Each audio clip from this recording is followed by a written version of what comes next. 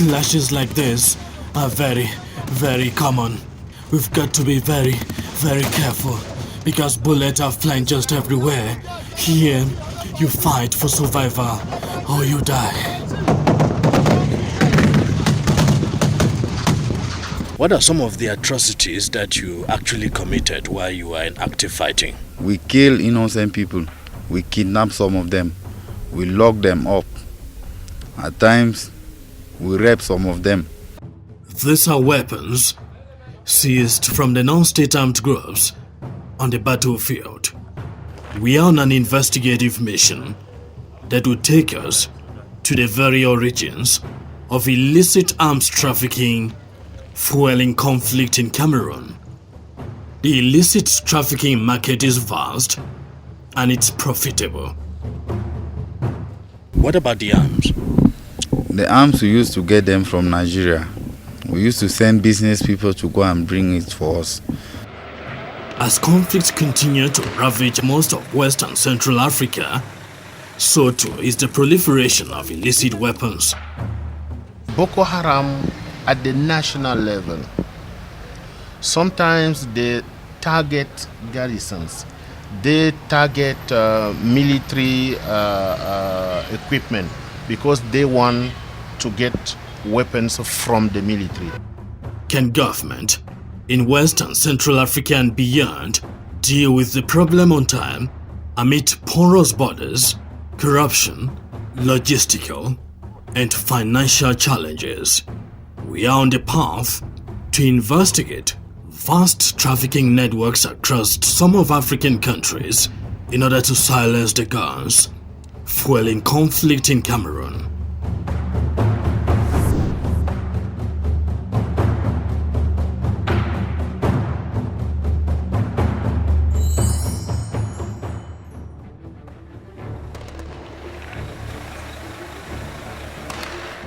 The tragic birth of a conflict that would claim more than 6,000 lives in less than a decade, as documented by the International Crisis Group. But from street protest with little or no arms, it unfortunately evolves to this. Dès qu'on touche la terre. Reçu, reçu. Viking, ça suit derrière.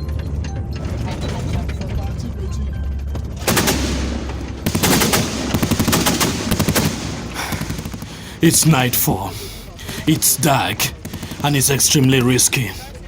We've got to be very, very careful. We are the conflict epicenter in the northwest of Cameroon. It's a locality called Kumbu, and clashes like this are very, very common. We've got to be very, very careful because bullets are flying just everywhere.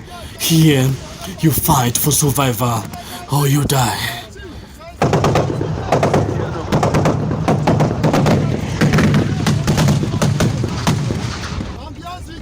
Fortunately, we survived to tell the next story in this simmering armed conflict, which has claimed more than 6,000 lives in less than a decade, according to the International Crisis Group.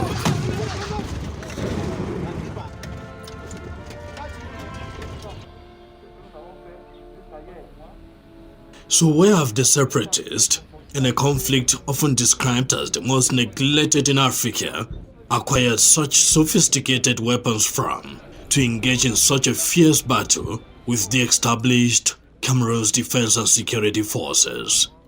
The arms, we used to get them from Nigeria. We used to send business people to go and bring it for us. Since our affairs were well known, we would send business people to go, they will buy them and bring them for us. What category and the amount involved? Categories of arms? Yes. Was like this normal AK-47, Kalash, pump actions with granite. What's granite? Bullet. Why the choice of that going across the borders? Because to get arms in here was not really easy. It's only when we shoot militaries before we have arms. The cost? The cost of one AK was 1.5 million. Did you leave with your arms? What about the other people that left along too with you? I left with my arms, and the people left with their own arms also. And talking about arms, what kind of arms are you talking about? Like AK-47, machine guns. How did you used to get those arms? We get some from the neighboring countries, and then we too get some from the military when we go and fight with them. Neighboring countries would include what? Like from Nigeria, like that. Road be sealed, but not be sealed that way, because right now where they talk, I get people from Nigeria where they give me information. Time where this boy that they enter for Nigeria buy gun is come out, the man they give me all information. And the information I pass and direct for them. Me no can be na say sometimes they can't take on my phone there. They say I dey play two side. I give them for them. They understand which way the world go. But beyond that, our extensive research, which involves interviewing at least 10 former separatist fighters for a period of at least 2 years, points to a more disturbing arms trafficking network between separatist groups in the English-speaking regions of Cameroon and those in southeast Nigeria. We know in April 2021 that the IPOB leader Nnamdi Kanu and of course the Ambazonia leader Cho Ayaba announced in a public communique that they were establishing a strategic and military alliance. They pledged to ensure an open exchange of weapons, intelligence, and personnel. Foreign policy observers have also reported that both groups set up joint operations and training bases, exchanging weapons and personnel.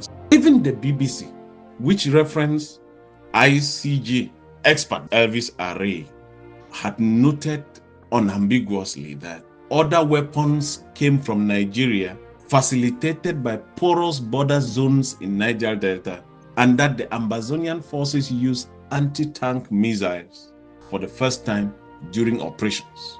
Earlier in 2018, the Nigerian police report had confirmed that Cameroonian separatist leaders were arrested in Nigeria's Taraba for running training camps.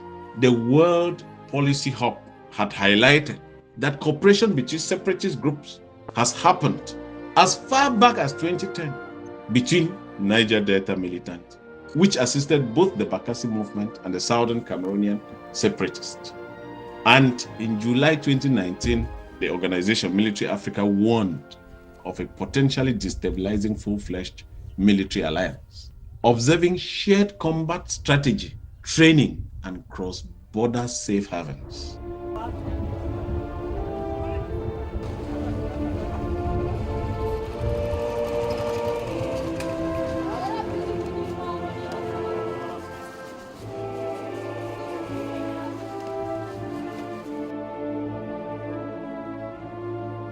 This is another battlefield, but far away in northern Cameroon, which borders Nigeria. Here, the Cameroon's defense and security forces have to deal with the threat of a different nature and different tactics. Our findings, corroborated with expert analysis and eyewitness account, show that Boko Haram, a self-proclaimed jihadist militant group based in northeastern Nigeria, uses at least 3 major routes to illicitly smuggle arms into Cameroon. In the Mayo Chanaga division, you have a mountainous border. It could have been not a breach, but a blockade, so that Boko Haram could not move. But the reality is that they are using these mountainous areas in order to escape easily, in order to hide in the mountains, so that it is not that easy for our defense and security forces to go and catch them there. That is one thing. Now in the Mayo Sava division, it is a plain, so it is easier for them to cross in and out, to move, and they have some of their strongholds in the Nigerian territory, and they have the possibility, especially during the dry season, to come into our territory, have incursions, coming, attacks, and go back. It is easier for them because it is a long area, and they have the possibility in these border regions sometimes to come and dilute in the population because you have the same communities. It is also an area where you have a lot of trade routes that they know because they are emerged. And further north, in the Logona and Shari division, you have a swampy space, but mostly you have the lake, which is there. Instead of being a blockade, a barrier, the lake is an asset for them because they use it as one of the strongholds of their resilience strategy.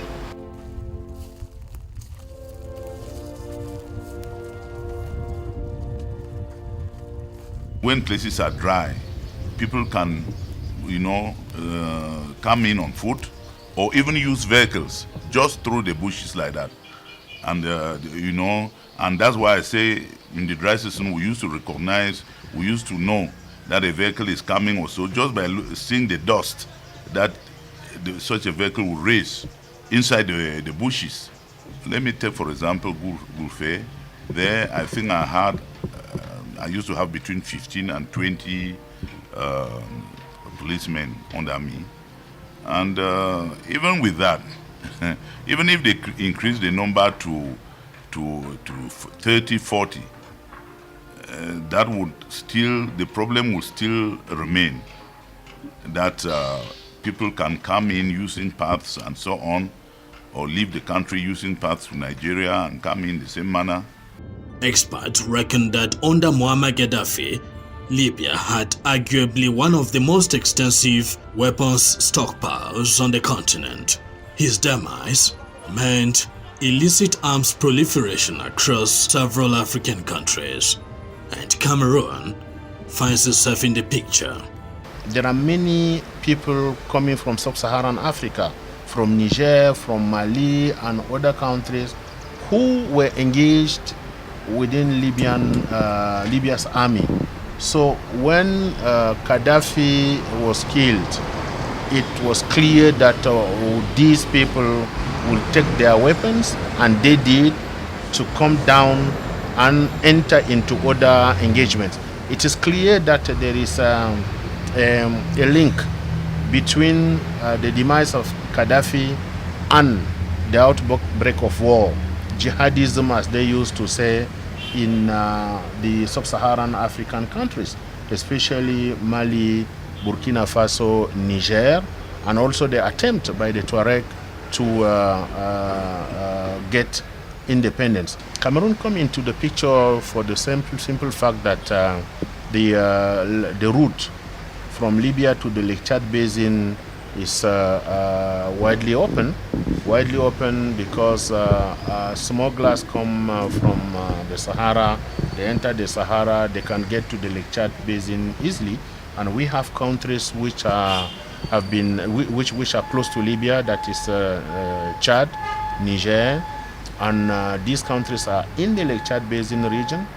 Organized crime groups and terrorist groups, especially in these countries, had linkages and continue to have linkages with other smugglers in the environment. I've reported on the ongoing armed conflict in the northwest and southwest for more than 6 years, witnessing gross rights violations like attacks on schools and other civilian installations. This in gross violation of the international humanitarian law and the international human rights law. But we wanted to squeeze the former separatist fighters if they can confirm that they actually perpetrated some of these atrocities, which have been carried out with illicitly trafficked arms. What are some of the atrocities that you actually committed while you were in active fighting? The most atrocities that we committed was We kill innocent people. Why we believe them as black legs. But meanwhile they mean well for us. We kill them. We kidnap some of them. We lock them up. At times, we rape some of them. There were schools that you people said schools should not go. Even hospitals. Reportedly, you attacked some hospitals. Let's talk about schools and hospitals. Did you play any role in destroying them? Like in schools, we stop schools from going, government schools from going in the community. So then the generals, they said that for these kids to just be like this, they should open community schools for them. But we stop the military, we stop the government schools from going in the society. For hospitals, they did not really stop hospitals. It's just that they stop government workers from working in the hospitals. Borders between Cameroon, Chad, Nigeria, and the Central African Republic, countries that have all experienced conflict, are very porous. And eyewitnesses have attested that corruption is thriving under such circumstances, further fueling illicit trafficking of arms. What's your advice to stop some of those arms coming in and causing trouble? My advice to the government and to the security out there is that at times they forget what they are doing and they concentrate on money. They should forget money because that was the way we used to pass with arms. We'll come and settle control with a lot of money. Then they will not check us again. That was the way we used to operate, to pass with it. So if they block that part, I don't think, and block the borders as well, and strict those people that are in the borders, because mostly they always bring it by bikes and inside petrol.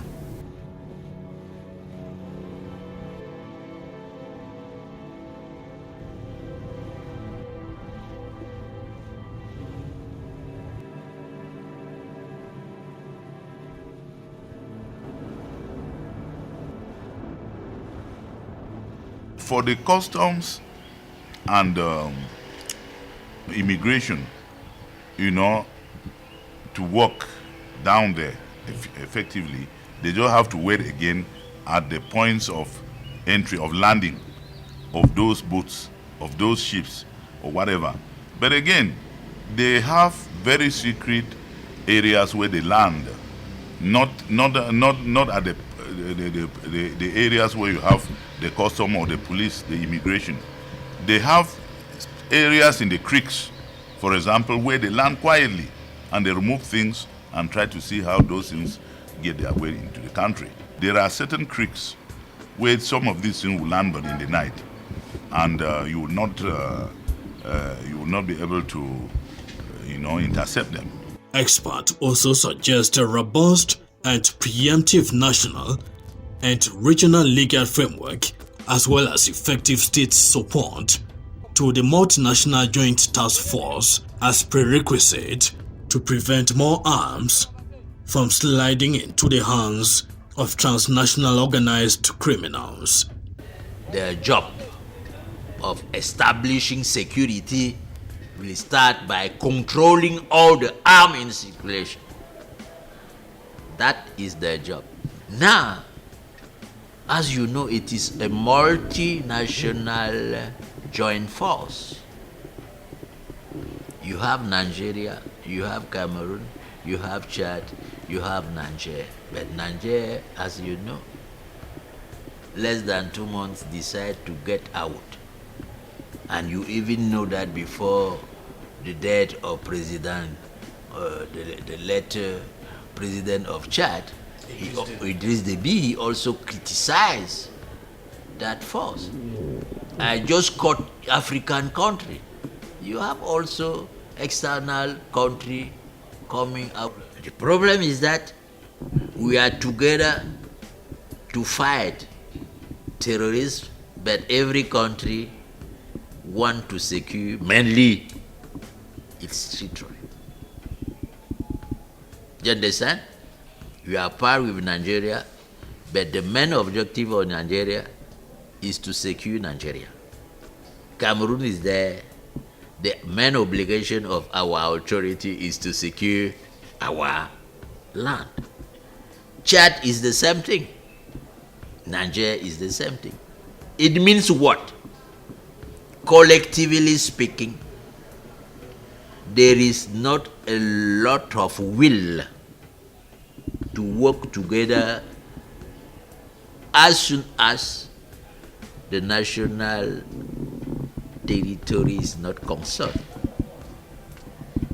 Every country will put a lot of means, wills, and finance for the controlling of its border. The multinational joint task force created a cooperative environment between Cameroon and Nigeria. Before 2015, Cameroonian soldiers could not enter Nigeria even if they have criminals crossing the border and entering into Nigeria. There should be the use of real-time satellite tracking, drones, thermal sensors at key border checkpoints, especially at Ekok, Idabato, Ikom to Manfe. It is important that these modern instruments are used to check and to censor goods and what people carry across these borders. Nigeria should amend its 1959 Firearms Act to reflect modern trafficking patterns and outlaw informal arms possession. This is important. Many things around the illegal arms trafficking in Nigeria center on the 1959 Firearms Act. Nigeria needs to work on that. And Cameroon needs to enforce tighter control over militia arms leakage, crack down on local gunsmith workshops, which are found almost everywhere. We have them in Jian, we have them in Meme, we have them in Manu divisions. They are found in these places.